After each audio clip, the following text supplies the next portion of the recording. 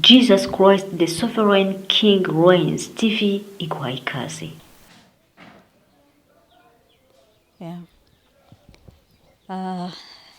Turabashuhuje twongeye kubifuriza ikaze. Nagira ngo kandi nshimire abantu bose bakurikiye porogaramu y'ubushize, ishuri ryo guhinduka n'ishuri ryo kwezwa. Ngira ngo bwira abantu bayifashe nka competition ko tutari muri competition, ntago turi muri gahunda yo gushakisha followers, turimo turashaka followers ba Yesu. Dukurikira uzamenye ko turimo dukorera umwami Yesu, twabanje no kubitangaza. Turakwakiriye muri gahunda y'uyu munsi. Tugiye gukomeza gahunda yacu y'ishuri ryo guhinduka. Uyu munsi tugiye kureba ibintu bijyanye no kwezwa ku mihango y'idini. Ni karibu muri iki kiganiro.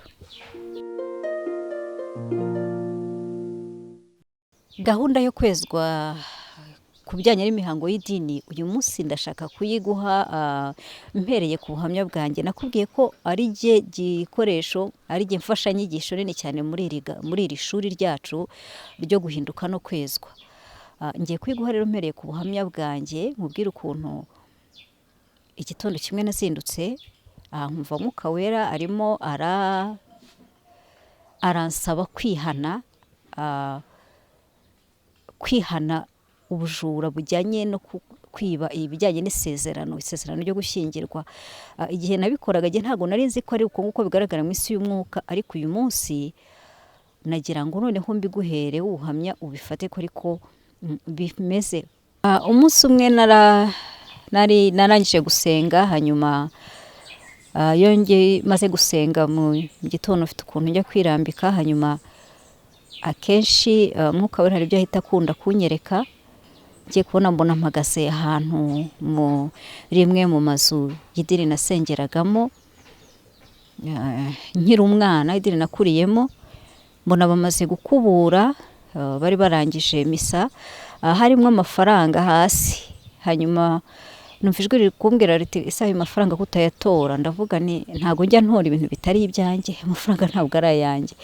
Ariko nayitegereza nkabona nyine ni amaturo, sinabyitaho, sinayatora. Hanyuma kugeza mbyutse nyine ngarutse mu buzima bwacu busanzwe, numva Mwuka Wera arambwiye ati, ese ariya mafaranga ko wanze kuyatora kandi waribye? Ntese nibye gute? Ati, ko wagiye gushyingirwa ubizi neza ko utakiri mu idini washyingiriwemo, kuki utagiye gusaba icyemezo mu idini wari usigaye usengeramo kugira ngo ubashe gukora mariage iri mixte, ishyingiranwa ry'abantu badahuje idini? Numva ntago nabyitayeho, bituma nyine ngwa muri icyo cyaha kuko sinanabimenye. Icyo gihe ntago nari mfite gutekereza cyane ku bintu ndi gukora. Icyo nzi nari natekerejeho niko nibwiraga nti hari ukuntu babwira umukobwa abwira umuhungu ngo namuhindurire. Numvaga jyewe ntashaka ko uwo twari tugiye gushakana ahindura kubera jyewe. Numvaga bitari kuba bijyanye n'ukuri ko muri we. Numvaga kuba yari kuba bikoze kubera gusa ko nabimusabye, kandi jye numvaga nshaka ko azagera igihe cyo guhinduka, agahinduka kubera ko abikoreye umwami Yesu. Byatumye rero ngwa muri icyo cyaha. Uwo munsi Mwuka Wera bimbwiye ndihana, numva ndetse ko nanakikoremo ibintu byose. Cyaje kunkiza nuko gusa mbere y'uko dushyingirwa nari nabwiye uwo twari tugiye gushakana ko Imana ariyo yandeze. Ndamubwira nti niyo uzashyira inkwano. Hanyuma aravuga ati, ese umuryango yabibona gute? Ati, ubwo ni ugushaka inkwano yo gushyira Imana n'iyo kujyana mu muryango. Ndetse abantu bari bankuriye mu itorero nasengeragamo babanje kutabyumva, baravuga bati, Letitia, ntago twakuriye amashuri, ntago dushaka kwakira inkwano yawe. Ndababwira ariko ntago mwayarishye. Ndababwira ariko ntago mwayarishye, ariko Imana yari yarishye. Nari nzi intambara Imana yarwanye kugira ngo mbashe kwiga. Bituma rero rwose nsa n'ubahata, barabyemera kuko numvaga nyine ariko kuri. Icyo rero nicyo cyaje kumfasha gusa, ubundi nari gusigara mpagaze nyine ku busa. Ariko naje kwihana kwanjye kuremerwa. Ariko nagira ngo nkubwire byaje kugenda bite kugira ngo ikintu abanyarwanda bajyaga bafata nk'igitutsi bakabwira abantu ngo kabura idini cyaje kumbaho ukute naje kubura idini. Ubusanzwe ndi umwana w'umufaratiri, umufaratiri w'umunyakibanda, ni ahantu umubyeyi wanjye yize igihe cy'imyaka 3, ngira ngo yarasigaje umwaka umwe kugira ngo arangize. Hanyuma rero umubyeyi wanjye muri 72 yaje gufata icyemezo cyo kuva mu ishuri. Hari hatangiye kuba ibintu by'inzangano by'ubwicanyi, hanyuma avamo muri 73 bajya ngo yagize ati aho kugira ngo mbe umupadiri mubi na umurayiki mwiza, afata icyemezo cyo kuvamo. Aragenda ajya ku babyeyi ba mama wanjye wambyaraga, aramusaba. Sogokuru wabyaraga mama arabaherekeza abageza ku mubyeyi we, nawe arabaherekeza abajyana i Burundi, arabasoza barambuka bajya i Burundi. Icyo gihe ngo bicaga abantu bize. Hanyuma bagezeyo ngo babona i Burundi ntiharyoshye, bahita banyaruka bajya muri Kongo. Bagezeyo ngo baraharyohera, basanga nyine ni igihugu cy'umuziki.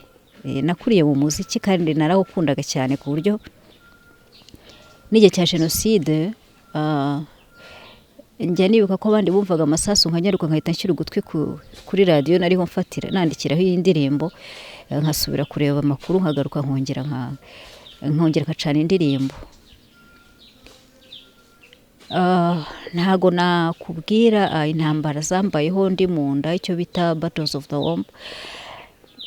Ni intambara zaje buri wese burya agiye kuvuka. Kenshi burya satani yataka inda kugira ngo umwana atavuka. Ntago nabikubwiraho nonaha cyane, nta kanya twabibonera, sinayo nsanganyamatsiko y'umunsi. Ariko kimwe mu bintu byaje kumbaho byaje gutuma ababyeyi banjye bagira ngo ntago nzamenya ubwenge. Hanyuma ntangira umwaka wa mbere, najyaga njya kwiga, bo ngo bari bazi ko nta kintu nzamenya. Hanyuma nahindukira ngiye kwiga, hari ahantu hatereraho umusozi, nkabona mama aramperekeje, yarandi inyuma, ariko agahita ahindukira akanjijisha kamera nk'uri gusubira mu rugo. Hahita habonetse mama ko mubonye yaragiye hehera, nkayoberwa aho ariho, ariko ngo yajyaga agira ngo arebe ko ntasikubita hasi kubera ibyo bintu byari byarambayeho kera. Rero ngeze ku myaka 9 naje gukanguka, niyemeza gushakisha ubumwe n'Imana. Ubundi twasengaga tuvuga ishapure, abandi bose yarabarambiraga, ariko njye ntabwo njyaga ikunda kundambira, nakundaga gusenga cyane. Hanyuma mu rugo bakatubwira bati ni mujye mufata akanya mubwira Imana n'amagambo yanyu ko mwumva ibintu. Bati Imana ni papa wacu, tugomba kuyibwira ibintu uko tubyumva. Ibyo rero byaramfashije cyane. Ngeze maze kugira imyaka 9 niyemeje kugirana ikiganiro n'Imana, kuko ntangiye uwa mbere nawe utangiye afite imyaka 7, noneho ku nshuro ya mbere mbo wa 5 mbona ababyeyi banjye baranezerewe cyane, barampemba. Ndavuga ariko se abantu ko bampemba ko nabaye uwa 5 ntabaye uwa mbere, ubu barabona ari ibintu bikomeye. Ariko barampemba, nanjye mbona birabanejeje. Kuva icyo gihe nkajya mu wa 5, uwa 7, uwa 9, sinigeze njya mu yindi myanya itari iyo. Umunsi umwe nza kwitegereza ukuntu ababyeyi bishima, niyemeza gusaba Imana amanota ya mbere. Nari ngeze imyaka 9, ntangira kujya mbyuka saa 7 za mu gitondo, abandi batarabyuka bose bakiryamye. Hajya muri salo, hari ishusho ya Yesu n'iya Bikira Mariya. Hanyuma noneho nazireba nkafata icyemezo cyo kutabariho mfukama, nkahita mfukama ahantu hagati hari umuryango munini wa salle à manger, nkahita mbwira Imana nti wowe uri mu ijoro ni wowe mbwira. Mbwira nti nagira ngo ngusabe usama amanota ya mbere, ndashaka gushimisha ababyeyi. Nabonye iyo mgize amanota meza banezerwa kandi ndabakunda cyane. Nagira ngo usabe rero usama amanota ya mbere, ndashaka amanota ya umwanya wa mbere n'amanota 97 ku ijana. Niyo manota nasabye Imana. Hanyuma ndayibwira nti kandi ntago nyagusabye gusa, nanjye hari icyo niyemeza gutanga. Uhereye umunsi kugeza igihe nzabonera amanota, ntabwo nzigera nkoze ikintu kiryohereye nka bombo cyangwa ibintu byo kwishimisha mu kanwa kanjye. mu by'ukuri nari ntangiye kwiga gusenga gutyo ariko sinari mbizi, ariko narabikoze. Hanyuma amanota Imana yaje kuyampa uko nayisabye, impana wa mwanya wa mbere, wa kabiri. Uhereye icyo gihe sinigeze njya nyuma y'umwanya wa kabiri. Mbona ko bya bintu nasabye Imana bikora, mpita ntangira kwiga kujya nsenga, nkagirana nayo ikiganiro. Hanyuma rero nyuma yaho ngeze mu mwaka wa 5 naje gutangira kubona nkora ibyaha. Ndavuga nti reka noneho buri mugoroba nisuzuma ndebe ko nakoze ibyaha, nsaba imbabazi. Ndetse nza kugera igihe ntangira kujya njya gufata penetensiya mu gitondo, nyuma ya misa saa 6 dutashye nkiruka nkayifata nimugoroba. Igihe cyose nabaga nzi ko warutaga penetensiya najyagayo, ariko nkabona buri munsi ndacyafite ibyaha.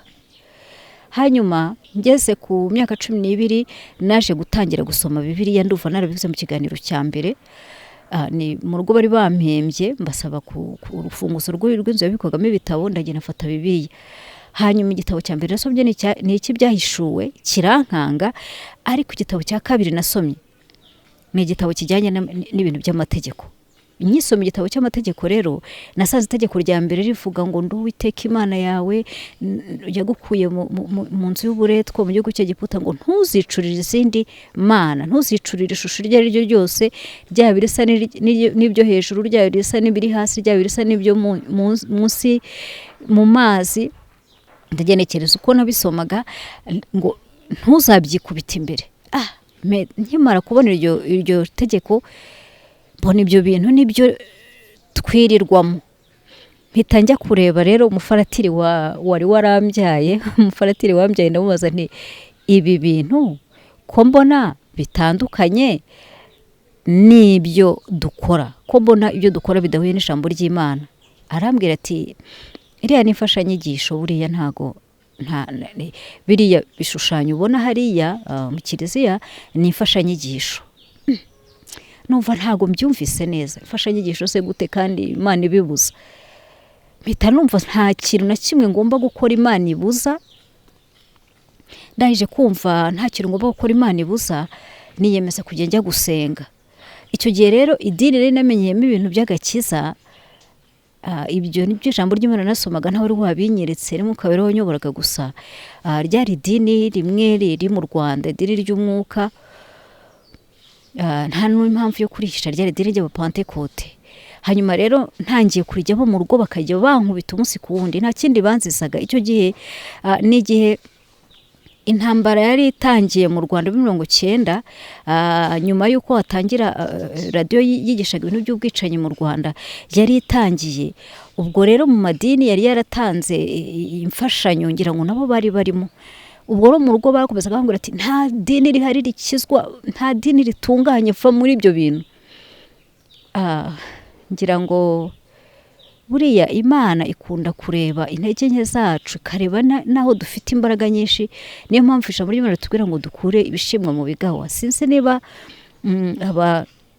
abakuru bo mw'iryo dini bararebye ku gafagitire barihiyeho kugira ngo basabe Imana imbabazi n'Abanyarwanda, kuko muri iki kiganiro uko nabikubwiye turimo turareba uburyo bwo gukiranuka bw'ukuri. Ndaza kukubwira buriya ijambo ry'Imana mu Bakorinto ba 2 ibice 11, uhafite ufite Bibiliya wahasoma. Bakorinto ba 2 ibice 11 murongo wa 4.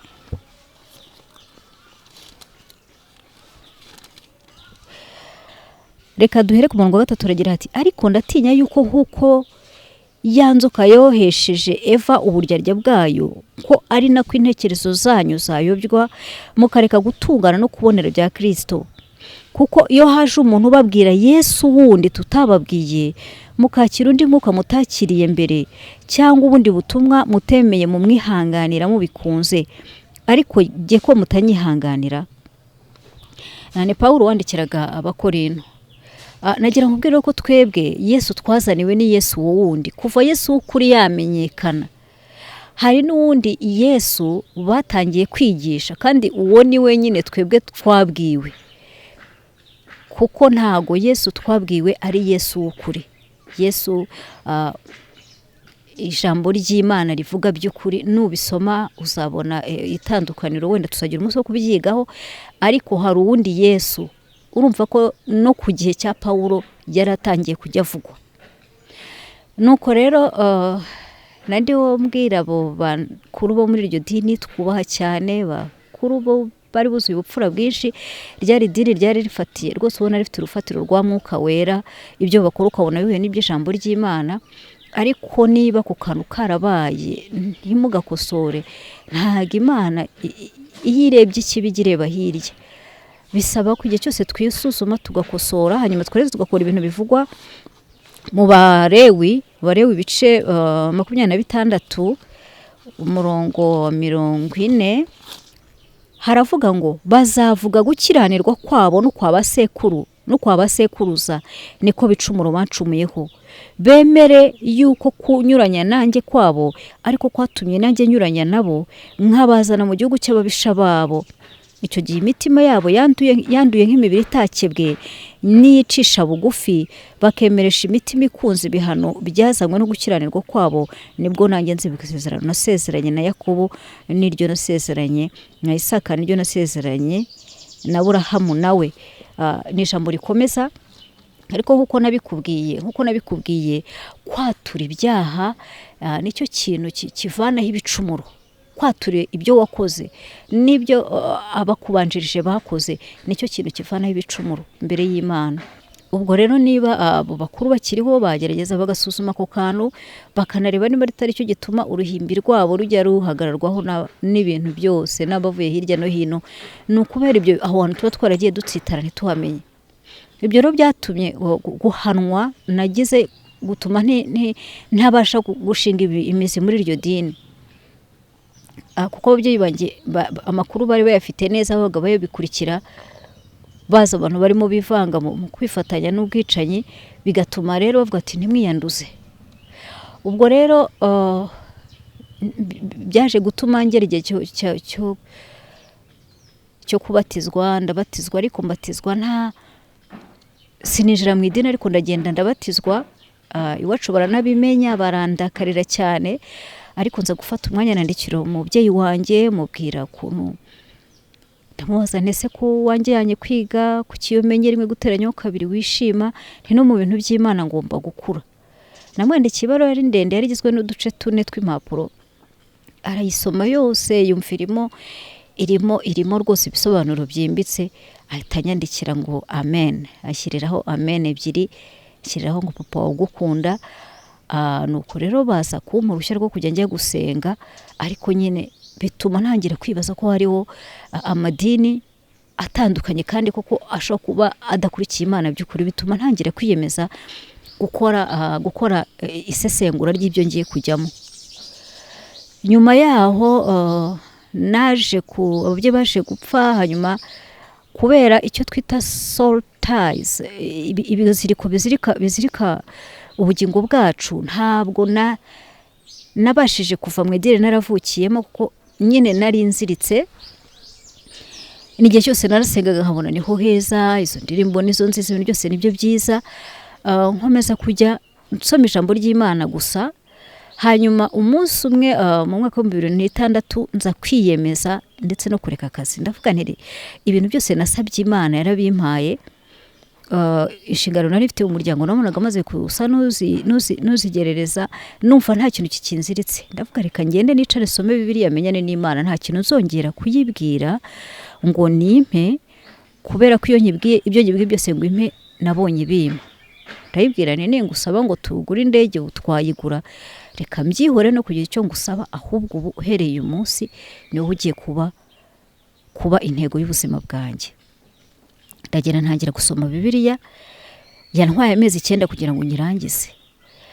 Nayirangije numva mfite kujijuka kundi kubundi buryo. Hanyuma kimwe mu bintu nari nabonyemo ni amategeko y'Imana, ikaba yaravugaga ku bintu by'isabato. Reka ngusomere wenda umwe mu mirongo nubwo ari myinshi. Umurongo wo mu Balewi muri cya gice nagusomeye cya 26 umurongo wa mbere hagira hati: ntimukareme ibigirwamana by'ubusa ntimugashinge igishushanyo kibajwe cyangwa inkingi y'amabuye, kandi ikibuye cyabajweho ibishushanyo ntimukagishyirire mu gihugu cyanyu kugira ngo mwikubite imbere yacyo, kuko ndi Uwiteka Imana yanyu. Mujye muziririza amasabato yanjye mwubahe ahera hanjye, ndi Uwiteka. Iki gihe rero umubyeyi wambyaye w'umufaratiri ntabwo yari akiriho ngo njye kumubaza iki kibazo.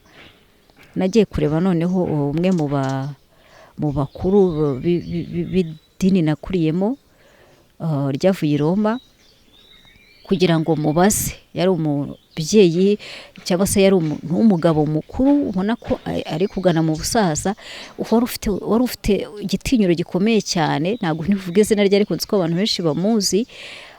Yayoboraga ahantu hamwe hasengerwaga hagati mu mujyi wa Kigali, ahantu hejuru kuri plateau. Njya kumureba rero mu masaha nka 4:00, mubwire ingingimira nagize ku bijyanye n'ijambo ry'Imana. Ndamubaza nti ese ko maze iminsi nsoma Bibiliya, ko nabonye Imana iha agaciro isabato, kuki muri gatekisimu bavuga ko Kiliziya yo yitoreye umunsi w'icyumweru? Ahita ambwira ati ubwo nyine ibyo ni ibya Kiliziya, ugomba gutandukanya ibya Kiliziya n'ibya Bibiliya. Nta kindi yambwiye. Hanyuma ndagenda ntangira kumva harimo kunyuranya cyane. Ndavuga nti se niba abana b'abantu bashyiraho itegeko rikaba rigomba kubahirizwa, Imana yikanarishyiraho ikanongeraho ngo rizaba itegeko rizakurikizwa ibihe byose, twagombye kurikurikiza bingana gute? Niba itegeko ry'abana b'abantu ritavuguruzwa, iry'Imana ryo ryagombye kuba rihabwa agaciro bingana gute? Nari narajijuka cyane. Nagira ngo nkumenyeshe ko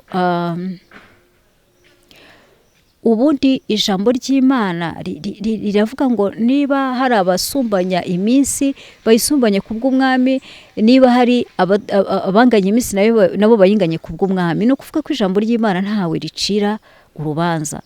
Hanyuma ariko jyewe icyo gihe nahise niyemeza ko ikintu cyose Imana ivuze ari cyo nzajya mfataho reference ko ari cyiza. Niyemeza rero gusumbanya iminsi kubw'umwami. Mu by'ukuri ubundi isabato ni ikintu cyabayeho isi kiremwa. Ubundi ni igikorwa cy'urukundo no kuramya, nta nubwo ari itegeko, ni igikorwa cy'urukundo no kuramya. Jye rero ni muri urwo rwego niyemeje kugikurikiza. Mbwira Imana nti wa munsi waruhutse kuvuga ngo urawiyeguriye, nzajya nza tube turi kumwe. Nguko ukuntu niyemeje kuza gukurikiza isabato, nkajya nyine nyubaha kuko numvaga ari icyifuzo cy'Imana, kandi icyifuzo cyayo nanjye kigomba kuba icyifuzo cyanjye. Icyo gihe rero natangiye gushakisha, noneho natangiye gushakisha ahantu nasenga. Nabo babwiye Imana ngo yego icyifuzo cyawe nicyo cyacu. Ahantu nigaga rero yari universite nayo y'Abadiventiste. Hanyuma noneho nari nzi ko bitaga abahirika, nuko nari imbizi abahirika.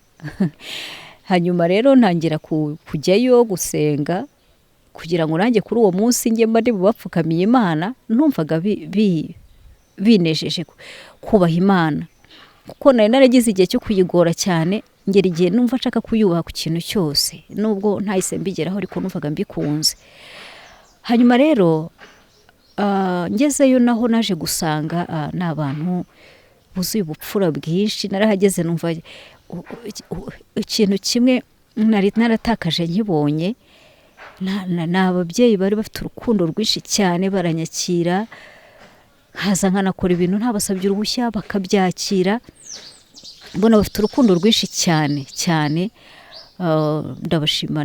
Ni benshi, ari abanyigishije, ari abanyoboraga icyo gihe, ari abanyoboye mu itorero. Ndabashima cyane. Urukundo rwabo rwaje gutuma ahubwo nsa n'uwigira ku ruhande, kuko nabonaga rugiye kunkurura, rufite rukuruzi nyinshi cyane. Nkabona rugiye kuzatuma hari ntabasha kukanura neza ngo ndebe kuko ibyo ngiye kwinjiramo biza guterwa cyane inkunga. N'igihe nagiye kwiga icyo bitaga doctrine, ahantu umupasiteri umwe w'umudokiteri watwigishaga aravuze ati twebwe Abadiventiste twemera ko mbere y'uko Yesu aza mu isi yari marayika Mikayeli. akibivuga numva ndikanze, ndavuga ibintu ko bidahuye n'ijambo ry'Imana. Ijambo ry'Imana muri Yohana wa mbere, iryo jambo nari ndize ati mbere na mbere hariho jambo. Reka ndisome. Mbere na mbere hariho jambo, jambo yahoranye n'Imana, kandi jambo yari Imana. Uwo yahoranye n'Imana mbere na mbere, ibintu byose niwe wabiremye, ndetse mu byaremwe byose nta na kimwe kitaremwe nawe. Muri we harimo ubugingo, kandi ubwo bugingo bwari umucyo w'abantu. Uwo mucyo ufira mu mwijima, ariko umwijima ntiwawumenya. Nahise numva no kuvuga ko Yesu yari marayika Mikayeli mbere yo kuza mu isi ari ikintu kirimo cyanjama ubumana bwa Yesu, kigahita gihindura Bibiliya yose. N'amadini amwe namwe yagiye aturuka kuri iyo myemerere abivuga, ariko jyewe cyatumye noneho ngira kwifata cyane, bitavuga nti none nakora ibintu bitari byo. Ndetse nyuma aho mariye gutangira gukanguka mu buryo bw'umwuka, nibwo numvise ko icyo kintu ari icyaha gikomeye. Ni ukuvuga ngo ubu uri kuvuga ko Imana yavuze ko ari intabera, yohereje umwana wayo mu isi. Ahantu hose hari umwana wese agendera ko yohereje umumarayika wayo mu isi. Imana itabera, aho kugira ngo ifate ibyaha by'abantu, yishingiye ibyishyireho, yafashe ikiremwa cyayo ibigishyiraho. Ni ukuvuga ko iyo uvuze ko Yesu yari umumarayika, uba wemeje ko yari ikiremwa, kuko abamarayika ni ibiremwa. Kandi mbere na mbere hariho jambo, jambo yari Imana. Imana yohereje uwo yiboneye muri yo. Nk'uko nawe ntawagutandukanya n'ijambo ryawe cyangwa n'umwuka wawe, niko n'Imana imeze. Ubwo rero Yesu yaje ari Imana, imuremera umubiri. Naje kumva rero ari ibintu bikomeye, mukabura atarabinganiriza, kandi abinganirije hashize imyaka irenga 10 kugira ngo numve gravité, numve uburemere bw'icyo kintu, uburyo kigitandukanye cyane n'ijambo ry'Imana. Hanyuma ikindi kintu cyakurikiyeho ni ikintu cy'uburyo idini yatangiye, nacyo numvaga gitangaje. Idini yatangijwe n'itwa Mireri, ariko najyaga nsoma nkabona porogaramu zirimo byo bavuga byo mu mperuka, birasa na porogaramu abantu bikoreye bashaka kumenyesha abandi, ariko nkumva simbyumva neza nyine, ariko nkumva niko bisa. Nyuma nibwo nakomeje nshakisha ikintu cyatumye nkomera gushakisha, ko mbere nari nabyihoreye, ndavuga nubwo wenda wasanga ariko babyemera, sinabitindaho. Ariko rimwe nishije kujya gusenga, n'ubundi mu pastor arahamagaye, aravuga ati marayika Mikayeli ahagarare ku muryango w'urusengero. Ndavuga se kuva ryari abana b'abantu bategeka abamarayika? Nari mbizi ko byari ibintu byadutse, aho abana b'abantu bagiye kugirana imikoranire n'abamarayika bo mu ijuru rya kabiri. Nushaka kumenya amajuru ariho, wasoma Abakorinto ba kabiri ibice 12 umurongo wa 2 kugera ku wa 4, kugira ngo umve Pawulo avuga ko yagiye mu ijuru rya gatatu. Mu by'ukuri hari ijuru rya gatatu, hari n'ijuru rya kabiri. Abamarayika baguye mu ijuru birukanywe baje bajyamo, biyestaramo, nibyo twe twita système solaire.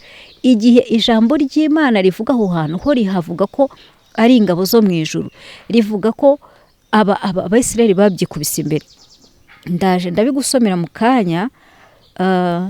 Reka wenda nsome, ni mu Bami ba kabiri igice 21 kuva ku murongo wa 3.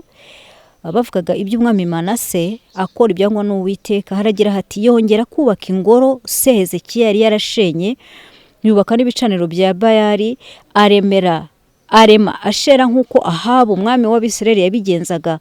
Aramye ingabo zo mu ijuru zose arazikorera. Yubaka ibicaniro mu nzu y'Uwiteka yari yaravuzeho ati Yerusalemu niho nzakira izina ryanjye, kandi yubakira ingabo zo mu ijuru zose ibicaniro mu bikari byombi by'inzu y'Uwiteka. Izo ngabo zo mu ijuru zivugwa ntabwo ari abamarayika b'Imana, kuko yaba ari bo ijambo ry'Imana riba ryarabavuze neza. Ingabo zo mu ijuru rero ubundi muri Bibiliya y'icyongereza haravuga ngo ni hosts of stars. Ni ukuvuga rero ko izo ngabo ziba ibyo twe twita imibumbe, Bibiliya yo ibyita inyenyeri. Nari narasomye ahantu rero yuko washinze iyo dini yigeze guhabwa amababa akagenda atembera mu mibumbe ari babayituyemo. Hanyuma aza kubona avuga ko hari umubumbe yagezeho ahura na Enoki, ngo yambaye korone y'utubabi ikozwe n'utubabi. iyo kohone nakumva uko yidekirivaga nkumva imeze nk'imwe Jules César umwami w'abaroma yambaraga, umwami w'abami, nkumva nyine nta hantu bihuye ariko sinumva ibyo ari byo. Hanyuma rero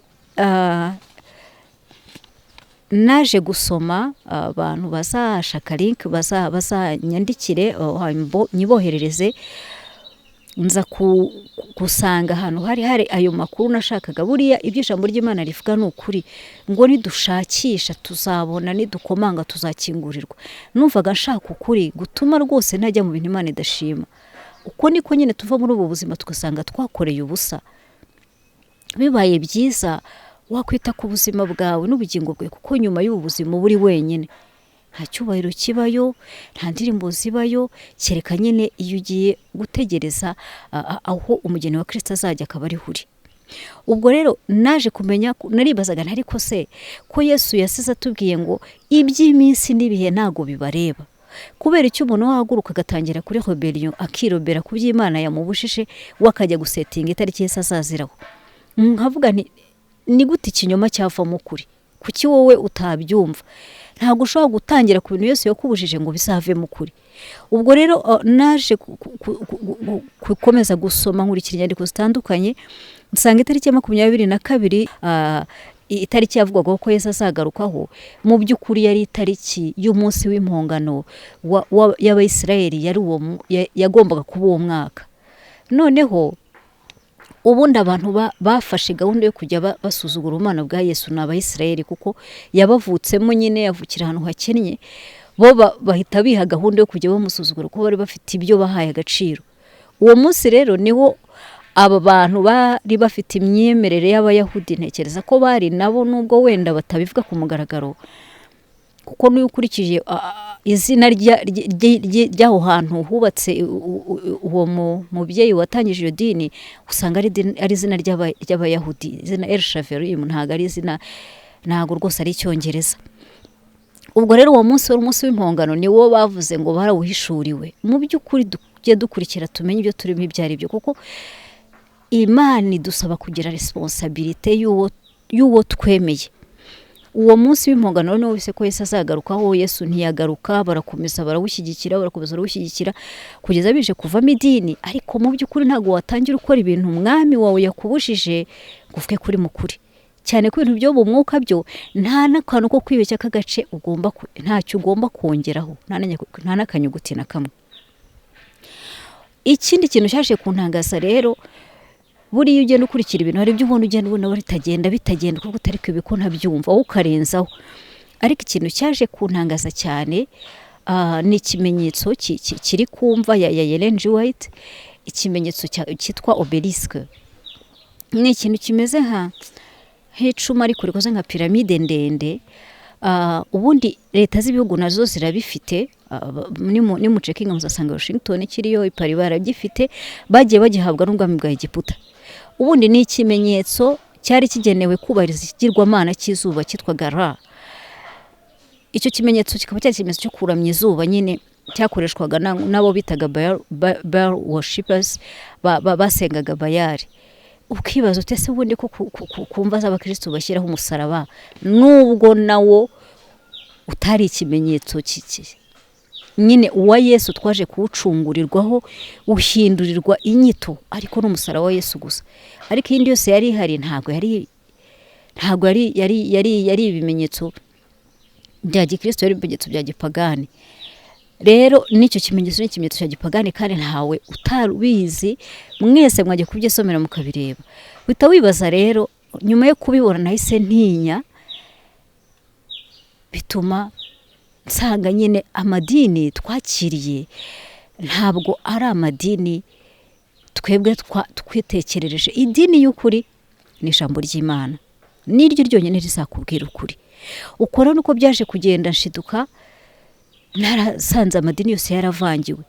Ntabwo ari icyo gusa, ndagira ngo mu kanya gato nze kugusobanurira. Nakubwiye Yesu wundi uwo ari we, ariko sinakubwiye ko reka ndabikubwira mu kanya.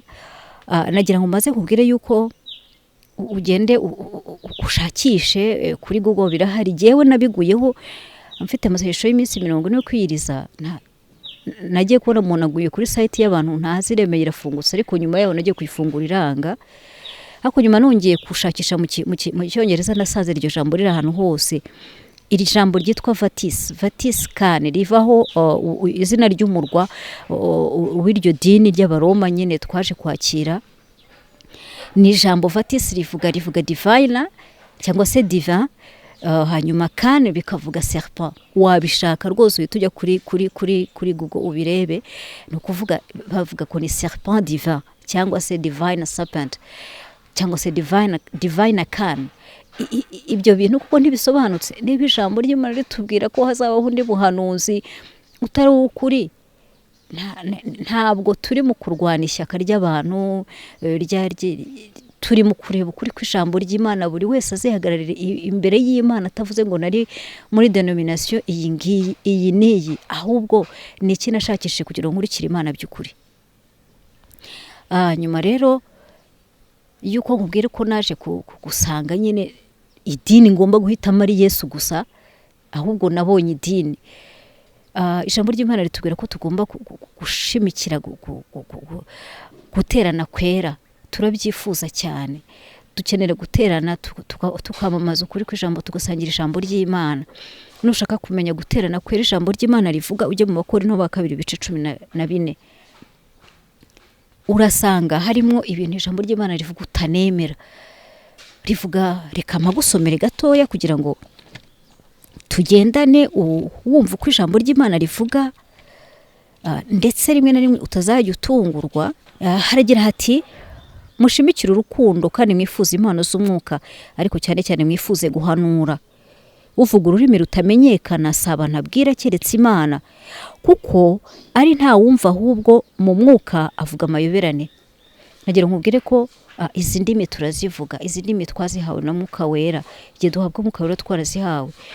Pawulo aravuga ko yazivugaga, ni indimi zitamenyekana, kandi iyo tuvuga twe turazumva ko twawe n'impano yo kuzisobanura. Ariko uhanura we abwira abantu ibyo kubungura n'ibyo kubahugura n'ibyo kubahumuriza. Uvuga ururimi rutamenyekana ariyungura, ariko uhanura yungura itorero. Ibyo ni ibintu bigomba kubera mu itorero. Reka simbuke indimi zo mw'isi, ngeze ku murongo wa 10. Indimi zo mw'isi nubwo ari nyinshi zite nta rudafite uko rusobanurwa. Ntabwo indimi zo mw'isi uzazite indimi z'umwuka. Hari amadini abivuga gutyo, ugezemo ugasanga niko biri, ariko zira ndimi zifite umumaro wazo mu gusenga, zifite icyo zikora, zifite icyatumye Imana zitanga. Reka nkomeze, nuko ntamenye uko ururimi rusobanurwa, nabera uvuga umunyamahanga, kandi n'uvuga nawe yambera umunyamahanga. Nuko rero namwe ubwo mushimikira kubona impano z'umwuka, aba ariko murushaho gushishikarira kuzunguza itorero. Ijambo ry'Imana tugera ko ari indimi zitwungura ku giti cyacu, ariko mu by'ukuri hari uburyo tuzikoresha nazo zikungura itorero. Nuko uvuga ururimi rutamenyekana asabe kugira ngo ahabwe no gusobanura. Iyo nsenga mu rurimi rutamenyekana, umwuka wanjye urasenga, ariko ubwo ubwenge bwanjye ntibugira icyo bwungura abandi. Nuko noneho ngire nte, nzajya nsengesha umwuka wanjye, ariko kandi nzajya nsengesha n'ubwenge. Nzaririmbisha umwuka wanjye, ariko kandi nzaririmbisha n'ubwenge. Utabikoze nawe ugashima Imana, ugishimisha umwuka wawe wonyine. Umuntu uri mu ruhande rw'injiji akaba atamenya icyo uvuze, yabasha ate kwikiriza ati amen umaze gushima? Ku bwawe uba ushimye neza koko, ariko wa wundi ntacyo aba yungutse. Umva Pawulo uko akomeza avuga mu murongo wa 18, nshimira Imana yuko mwese mbarusha kuvuga indimi zitamenyekana.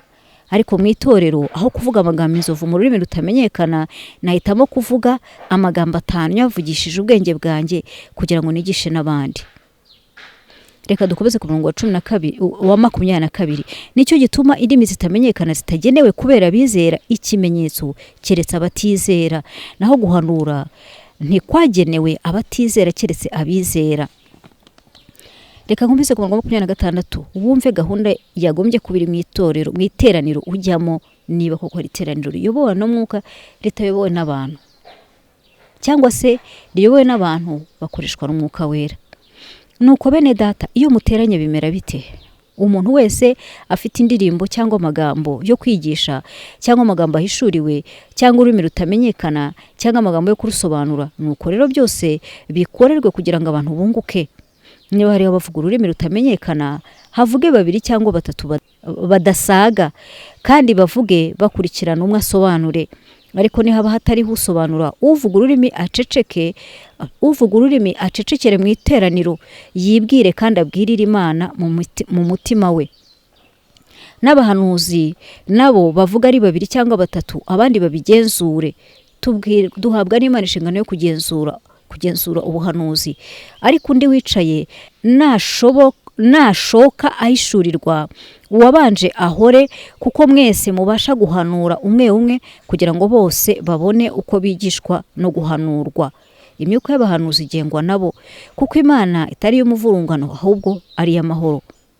Nk'uko bimeze mu matorero yose y'abera, abagore ntibacecekere mu materaniro, kuko batemererwa kuvuga, ahubwo baganduke nk'uko amategeko nayo avuga. Kandi nibagira icyo bashaka kumenya, babibariza abagabo babimuhira, ko biteye isoni ko umugore avugira mu iteraniro. Mbese kuri mwe niho ijambo ry'Imana ryaturutse, cyangwa se ryageze kuri mwe gusa, cyangwa se ryageze kuri mwe mwenyine? Nihagira umuntu wibwira ko ari umuhanuzi cyangwa ko afite umwuka, amenye ibyo mbandikiye yuko ari itegeko ry'umwami wacu, ariko umuntu natabyemera nawe ye kwemerwa. Ijambo ry'Imana rikomeza ribivuga. Nagira nkubwire ko nakubwira umugore akamaro ke. Umugore ni umuntu ukomeye cyane. Umugore ni irembo. Umugore ni irembo ry'ibintu byose byiza Imana yohereza. Iyo igiye kohereza ikintu gishya, yohereza umuntu agaca mu mugore, icyohereza aho ngaho. Ntago nabona uko mbikubwira akamaro k'umugore, ariko umugore yahawe inshingano yo kumufasha. Umugore ni umuntu w'icyubahiro gikomeye cyane. Umugabo wese ni umuvizioneri. Ubu buryo ubyaye umwana w'umuhungu afite inshingano ze na vision ye. Ariko umwana w'umukobwa, Imana iyo imuguhaye abaje igihe cyose agendana kunganira. Umugore uzamubona ari mama wawe gutwaje inda yo kuvukiramo, uzamubona ari umugore wawe. Igihe abantu bose bavuga kuri mubi ko ntacyo ushoboye, we akakubona mu bwiza, we Imana yamushyizemo kode y'ubwiza bwawe. Uzamubona ari umwana wawe w'umukobwa, Imana imuguheramo gukosora ibintu utabashije gukora neza. Umugore namukubwira cyane, ariko mu ijambo ry'Imana, muri protokole ijambo ry'Imana nuko bivugwa. Riravuga ngo nitugerayo aho hantu twitonde, ngo kandi n'itegeko ry'umwami. Iyo tutabasha kurikurikiza, tuba nyine turi mu gushaka kwigenga. Hanze mu bijyanye n'imirimo yo hanze, rwose Imana yaremye umugore ari hamwe n'umugabo, irababwira ngo mwese mutegeke isi, n'inshingano zingana. Ni abantu 2 batandukanye, ariko ni abantu 2 bahuje uburenganzira, ariko bafite inshingano zitandukanye. Kuzuzanya kwabo niko gutuma ibintu bigenda neza. Niyo mpamvu igihugu gishaka gutera imbere giproteje umugore, kimushyira mu mwanya we. Iyo kimukize mu mwanya, kimwe exposamo, kuko niko nyine Satani akunda kwataka abantu. Ntago ndi butinde ku mugore, tuzagira igihe cyo kumuganiraho Imana nibishaka, ariko nari mbikubwiye ngira nkubwire uko mu iteraniro byagombye kuba bimeze. Nyuma yo kwitegereza ibyo bintu, naje gusanga Bibiliya hari ibintu byinshi ivuga, ariko twe twagiye twakira tubihawe n'abandi bantu, ntitwafata umwanya wo kujya kubyishakashakira. Nitubishaka tuzamenya ukuri. Ibyo bintu byose rero byatumye niyemeza gusohoka mu masezerano nari narinjiyemo kuva navuka, ninjijwemo n'ababyeyi. Nagira ngo uyu munsi hari inshingano ngomba gukora. Nagira ngo nkore ngarukiye kureze ntangiye nagira maze gusomera ijambo riri muri Ezekiyeli 33:25.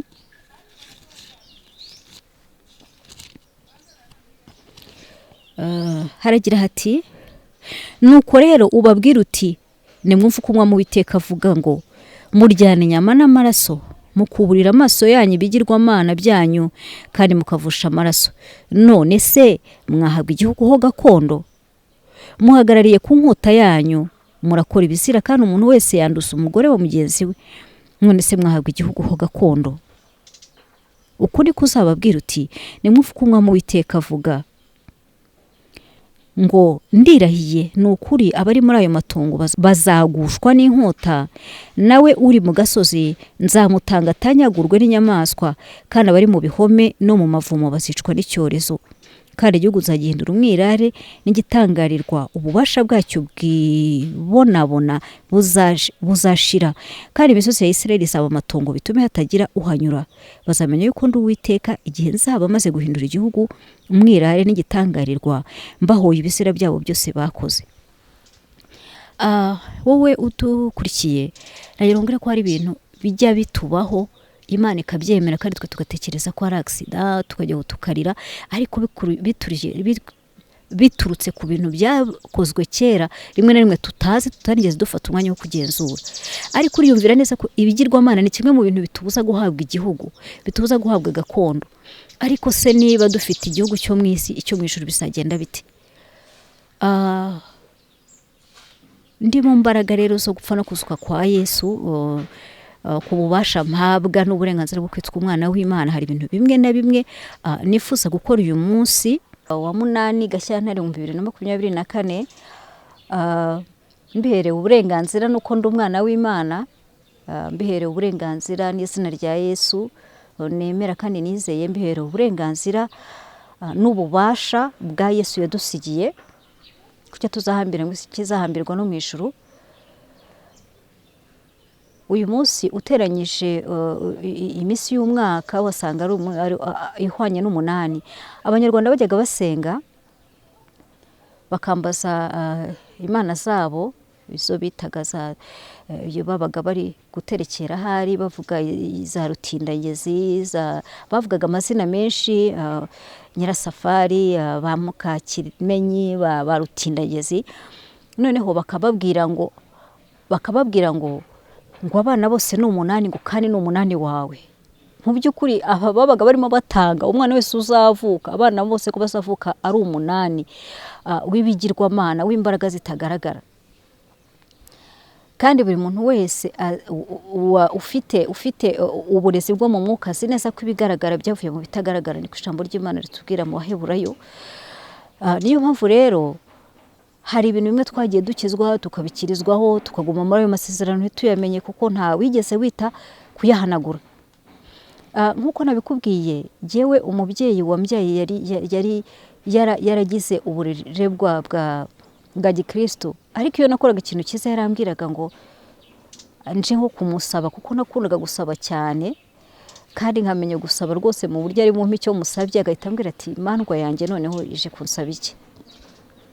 Byahitaga binyumvisha ko yari afite influence y'Imandwa, kandi ntabwo yabimpishaga, yarambwiraga ati twarabanzwe tusubizaho, sinibuka n'ukundi babyitaga, ngira ngo byari bifite inzego ni hari 3, ntabwo mbizi neza, ariko abari barabibayemo bari babizi.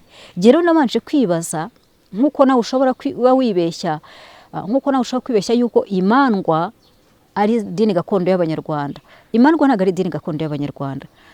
Reka ngusomere muri Ezekiyeli 18:25 haragira hati, ariko umuntu niba ari umukiranutsi agakora ibitunganye bihwanye n'amategeko, kandi akaba atagaburiye Imandwa ku murinzi ushinzwe mu mpinga y'umusozi n'ibigirwamana by'inzu ya Isirayeli, ntabyuburira amaso, kandi akaba atanduza umugore w'umuturanyi we, ategereye umugore uri mu mugongo, ari ntawe yagiriye nabi, ahubwo akaba yarashubije ingwate uwayimugwatirije, kandi ari ntawe yariganije, ahubwo akagaburira abashonji, akambika bambaye ubusa, kandi ntagurize kubona inyungu y'ubuhenzi cyangwa kwaka umuntu ibirenze urugero, ahubwo akarinda ukuboko kwe ikibi, kandi umuntu uburana n'undi akabacira urubanza rutabera. Akagendera mu mategeko yanjye, agakomeza amateka yanjye, kandi akaba n'umunyamurava, uwo aba ari umukiranutsi, n'ukuri azabaho, niko Umwami w'Uwiteka avuga. Ariko nabyara umwana w'umuhungu akaba umwambuzi uvusha amaraso, akagira kimwe akora cyo muri ibyo, ntagire icyo akora cyo mu bikwiriye, ahubwo ndetse akaba yagaburiye Imandwa ku murinzi ushinzwe mu mpinga y'umusozi, yaranduje umugore w'umuturanyi we, abakene n'indushyi yarabagiriye nabi, kandi yarambuye abandi, ntasubize n'icyo yagwatirije, yaruburiye amaso ku bigirwamana, kandi yarakoze ibizira, yaragurije kubona indamu y'ubuhenzi, akaka umuntu ibirenze urugero. Mbese azabaho? ntabwo azabaho yarakoze ibyo bizira byose. Ni ukuri azapfa n'amaraso ye niwe azabaho. Ushobora gusoma igice cyose icyo gice cya 18, ariko reka nsome ijambo rirangiza. Imana iravuga iti murongo wa 32, erega sinishimira ugiye gupfa ko yapfa, nuko nimuhindukire mubeho, niko Umwami Uwiteka avuga. Rero imandwa ntabwo ari igihangano cy'Abanyarwanda. Imandwa n'imirinzi ni ibigirwamana nabyo byabaye muri Israel ndetse mbere kera cyane. Kubera rero ko najyaga asoma kera mu bitabo by'abazungu yuko Abanyarwanda ngo bari abahamite, abazungu bandika ngo population hamite, ngo yabashe gukurikiranya ingoma 29 z'ubwami ntawe ucamo, ngo byagaragaraga ko ari abantu bacu. Sibenye ibyari byo nari nzi ko abahamite nyine ari abandi bantu, kumbe ni bene Hamu wabyaye Nimurodi. Nimurodi niwe watangije ibintu by'ibigirwamana cyane mu karere k'Uburasirazuba. Rero imandwa ku isi yose zirahari, ntabwo ari ikintu cyatangiwe n'Abanyarwanda aho twibeshya ngo ni idini gakondo. Urumva ko n'umurinzi bawufite. Nagira ngo ngusomere no muri Amosi, igihe abantu benshi bibeshya bazi ko Abisirayeli bakiri ku Mana yabo y'ukuri. Muri Amosi ibice 5:25 haragira hati, mbese hari ibitambo n'amaturo mwanzaniye mu butayu muri ya myaka 40 mwanzuye Isirayeli mwe? Mwahetse Sikoti umwami wanyu na Kiyuni ikigirwamana cyanyu, inyenyeri y'Imana yanyu mwiremeye ubwanyu. Nicyo kizatuma mbajyanisha muri iminyago hakurya y'i Damasiko. Inyenyeri Abisirayeli baje kwikorera n'ikigirwamana biremeye n'ikigirwamana Kiyuni. Ntabwo ari ikintu cyo mu ijambo ry'Imana. Ndetse Stefano igihe yabibwiraga Abisirayeli nicyo cyatumye bamutera amabuye, kuko yari abibukije iri jambo umuhanuzi Amosi yavuze. Rero Abisirayeli bagize ibigirwamana bava ku Mana y'ukuri, ndetse baza kumenya imikoranire n'abamarayika bo mu ijuru rya kabiri. Babonaga aribo bahita babaha gutera imbere byihuse, batabasaba kugira ibyo bigomwa nk'uko Imana yababwiraga ko bagomba kwera, kuko gukorana n'Imana ugomba kuba wera. Ibintu byose uzajyamo ntibakubwire kwezwa ntago bisaba ari iby'Imana. Ikindi rero nagera nkubwire nuko ushobora kuba utarakurikiye amateka y'Abanyarwanda, ariko ubundi Abanyarwanda ubutuzi bwabo bwari inka. Abanyarwanda rero bavugaga yuko inka zaturutse mu mazi, bakavuga ko zaje zishorewe n'inka. Zimwe zifite ibisabo, imwe yari ifite ibintu byinshi, ariko zishorewe n'inka. Nduva ngo yaritwaga Rutenderi hari. Hanyuma sinzi cyayikanze, inka isubira mu mazi. Mu by'ukuri uwo mugani w'Abanyarwanda cyangwa se iyo nkuru yagaragazaga ko Abanyarwanda bari baragiranye amasezerano n'ubwami na kingdom na marine kingdom. Bagiranye ubwami bagiranye amasezerano n'ubwami bwo mu mazi kugira ngo bujye bubakomereza ubutunzi.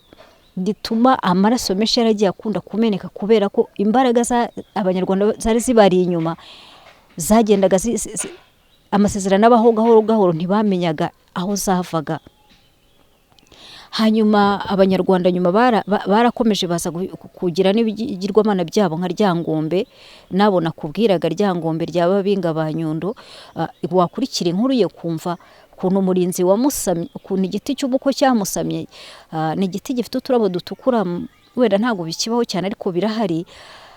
Ukumva ni inkuru yenda kumera nk'iya Tamuzi nawe mwene Nimurodi. Rero Abanyarwanda bagiye binjizwa gutyo muri ibyo bintu, bageze aho baza no kuzanirwa wa Yesu wundi nababwiye. Ngira ngo hari ikimenyetso munyamubona cyazanywe n'Abaroma.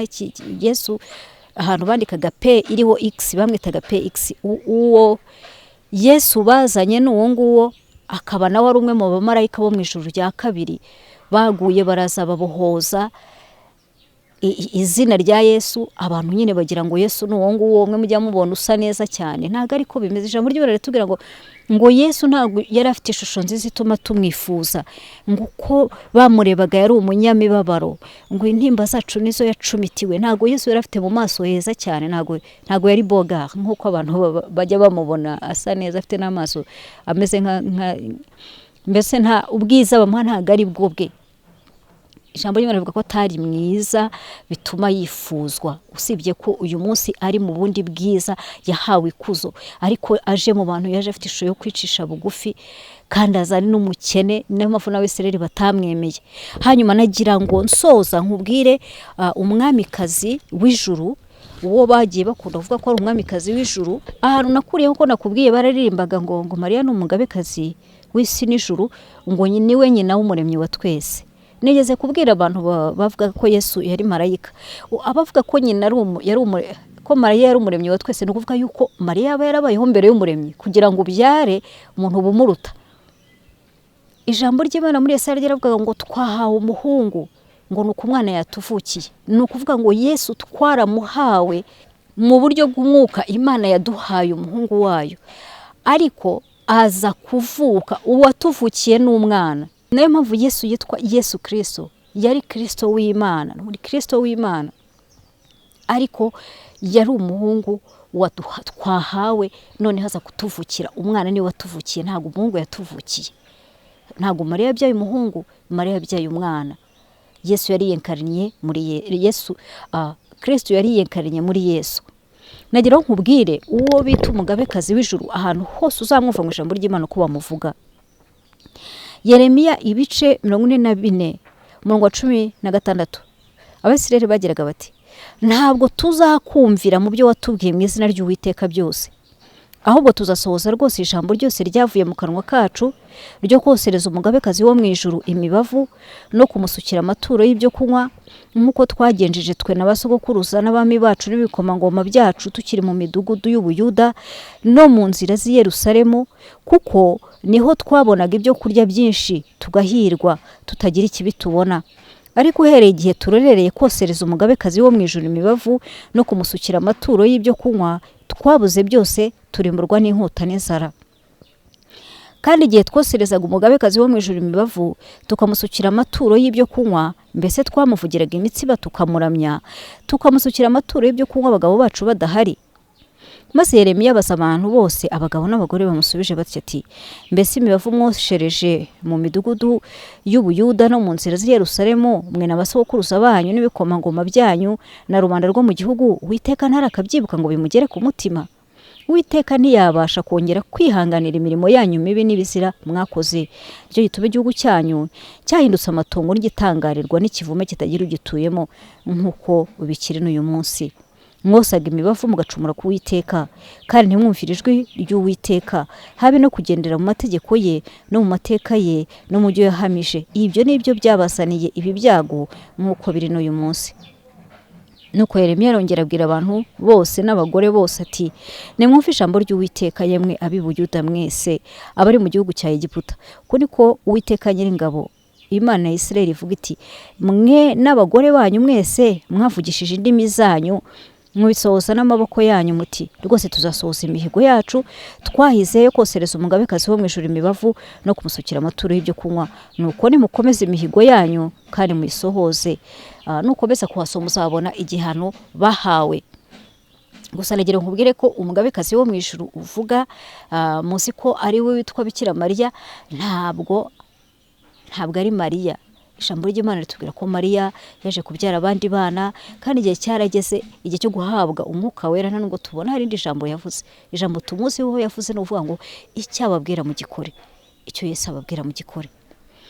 Rero uyu waje kwitwa umugabekazi w'ijuru ni uwo nguwo nyine ijambo ry'Imana rivuga ko yari ikigirwamana. Niba wari uzi ko ari Bikira Mariya, uko niko ijambo ry'Imana ribivuga.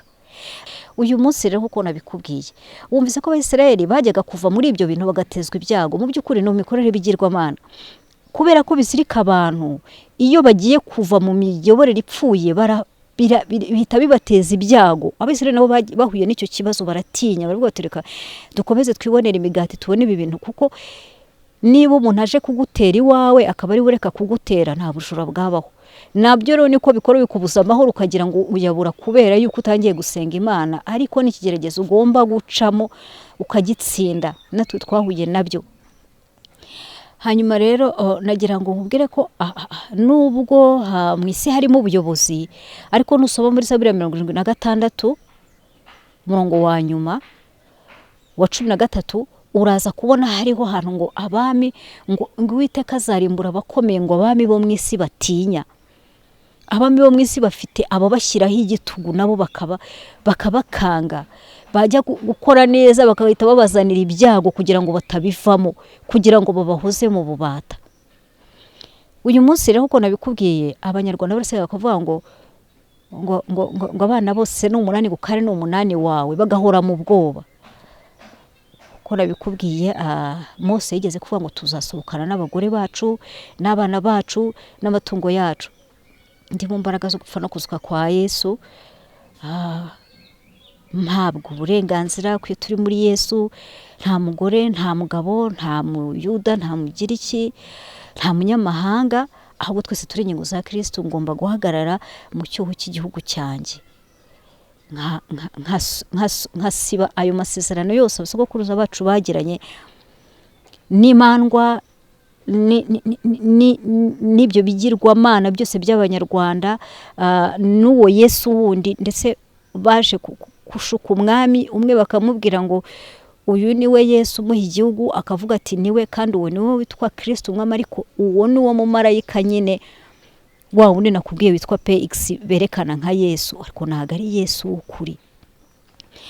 Amasezerano abo basogokuruza bagiranye n'uwo Yesu wundi, bagiranye n'uwo mwamikazi w'ijuru witwa Bikira Mariya n'ingabo zo mu ijuru, bagiranye n'izuba, bagiranye n'imandwa. Ayo masezerano mbihaherewe uburenganzira na Yesu, nyanagusha amaraso ya Yesu, kandi nanjye byandikwe mu bwami bwo mu mwuka ahantu hose yuko hari umwana w'abanyarwanda wabayeho agahagarara akavuga ngo ayo masezerano turayasheshe. Ntabwo abanyarwanda ari umunani wabo, ahubwo abanyarwanda bazakorera Imana nzima, Imana rurema yaremye ijuru n'isi.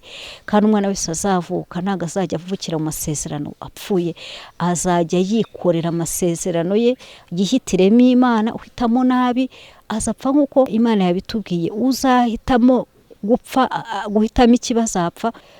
Uzahitamo icyiza azahitamo icyiza, uzahitamo ikibi azahitamo ikibi. Ariko twebwe tuzakorera Imana, Imana nyamana. Ayo masezerano rohereye uyu munsi Umwami wacu Yesu Kristo waduhereye uburenganzira uyasibe. Natwe dufasha uburenganzira n'ububasha tuhagaze mu mbaraga zo gupfa no kuzuka kwa Yesu, zo gushyira amaraso ya Yesu kuri buri milimetero yose y'ubutaka bw'u Rwanda, no gushyira amaraso ya Yesu muri buri saniri, muri buri miliritiro yose y'amazi y'u Rwanda, no gushyira amaraso ya Yesu muri buri santimetero yose, milimetero y'ikirere cy'u Rwanda.